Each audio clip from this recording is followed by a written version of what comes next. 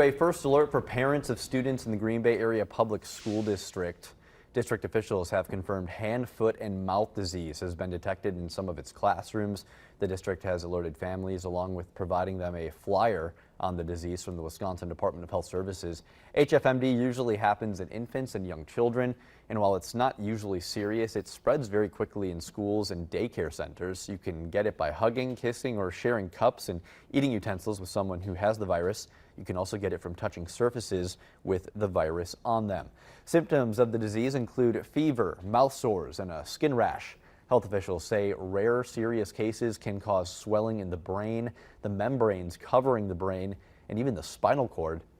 They recommend contacting your doctor if signs of dehydration or infection appear, if a fever is high or persistent, or if the symptoms last longer than 7 days. Parents are also encouraged to wash their hands with soap and water to prevent the spread of the disease, disinfect frequently used surfaces, avoid touching your eyes, nose, and mouth with unwashed hands, and avoid close contact with sick people.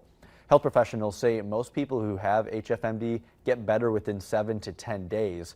Over-the-counter medications can relieve fever and pain caused by those mouth sores, and drinking plenty of liquids can help prevent dehydration. You can find all of this information and more on the virus at WBAY.com under the Safety Desk tab. Time now.